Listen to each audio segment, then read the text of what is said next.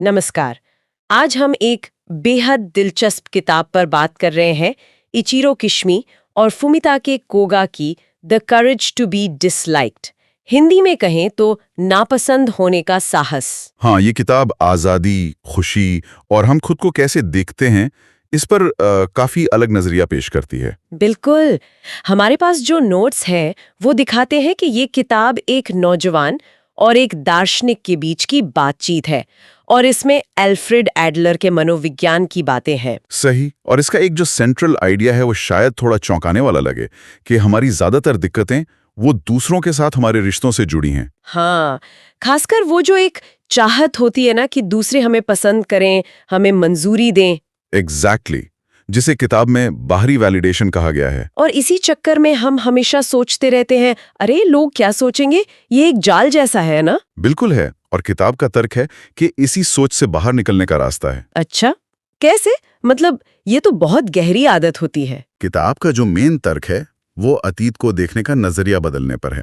हम अक्सर मानते हैं कि हमारा आज वो हमारे अतीत का नतीजा है, कोई पुराना दुख, कोई ट्रॉमा।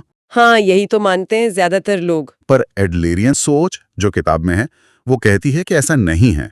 हम अतीत से बंधे नहीं हैं, बल्कि हम अपने आज के मकसद पूरे करने के लिए अतीत के अनुभवों का इस्तेमाल करते हैं। ये बात थोड़ी मतलब जैसे हम अपना दुख या चिंता खुद चुनते हैं किसी मकसद के लिए। हाँ, पहली बार सुनने में ये थोड़ा कठोर लग सकता है। हाँ, लगता तो है। पर दार्शनिक समझाते हैं कि इसका मतलब किसी पर इल्जाम लगाना नहीं है, बल्कि ये समझना है कि अभी इस पल में हमारे पास हमेशा एक नया मकसद चुनने की ताकत है। ओके, एक उदाहरण दे सकते हैं? जरूर।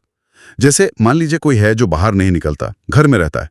वो कह सकता है कि बचपन की किसी घटना की वजह से उसे सोशल एंजाइटी है। हाँ। एडलरियन सोच कहेगी कि असली वजह शायद ये है कि उसका आज का मकसद है बाहर ना निकलना, ताकि उसे लोगों से डील करने की या शायद रिजेक्शन की मुश्किल का सामना ना करना पड़े। और वो अतीत की घटना को इस मकसद का बहाना बना रहा है। अच्छा, तो फोकस अतीत पर नहीं बल्कि आज के मकसद पर है। बिल्कुल। और ये सोच हमें ताकत देती है क्योंकि हम अपना मकसद बदल सकते हैं। अतीत नहीं बदल सकते, पर आज का इरादा बदल सकते हैं। तो अतीत बदला नहीं जा सकता, पर भविष्य हमारे हाथ में है, ये इसी से जुड़ा है। और यहीं पर वो किताब का नाम नापसंद होने का साहस आता है। हाँ, बिल्कुल यहीं पर ये साहस आता है एक कॉन्सेप्ट को समझने से, जिसे एडलर कहते हैं टास्क सेपरेशन, मतलब कामों का बंटवारा। कामों का बंटवारा, ये क्या है? इसका मतलब है ये पहचानना कि कौन सा काम आपका है और कौन सा दूसरों का।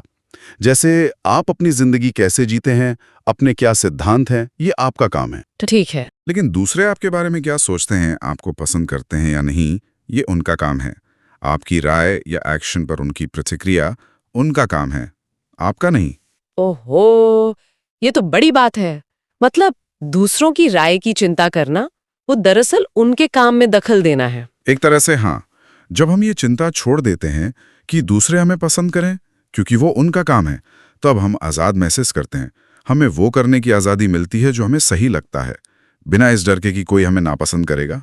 ये सुनने में तो बहुत लिबरेटिंग लग रहा है, मुक्ति देने वाला। लेकिन एक सवाल है, क्या इससे लोग थोड़े सेल्फिश या अलग थलग नहीं पड़ जाएंगे कि बस अपना देखो, दूसरों की परवाह नहीं? नहीं, ये एक कॉमन गलतफहमी है। किताब कहती है कि टास्क सेपरेशन का मतलब दूसरों से कटना नहीं है, बल्कि रिश्तों को ज्यादा हेल्दी और सच्चा बनाना है। वो कैसे? जब आप किसी रिश्ते में इसलिए नहीं हैं कि आपको उनसे मंजूरी चाहिए, तो आप बिना किसी उम्मीद के सच में उनके लिए कुछ कर सकते हैं। आप ज्यादा प्रामाणिक होते हैं। और ये चीज जुड़ी है कम्युनिटी फीलिंग से। कम्युनिटी फीलिंग यानी सामुदायिक भावना। हाँ, मतलब खुद को एक बड़े समाज का हिस्सा समझना और उसमें योगदान देना। सिर्फ ये नहीं देखना कि मुझे क्या मिल रहा है, बल्कि मैं क्या दे सकता हूं। और जब आप दूसरों की राय से आजाद होते हैं, तो आप तुलना और जलन जैसी चीजों से भी बचते हैं। समझ गई। तो अगर हम संक्षेप में देखें, तो ये किताब कह रही है कि अपनी खुशी की चाबी दूसरों की जेब में मत ढूंढो। सही। ये मानो कि अतीत तुम्हें बांधकर नहीं रखता, और इस डर का सामना करो कि शायद कोई तुम्हें नापसंद करे। इसी में असली आजादी और प्रामाणिकता है। बिल्कुल यही। ये अपनी कीमत पहचानने का तरीका है, जो दूसरों की तारीफ या बुराई पर निर्भर नहीं करता।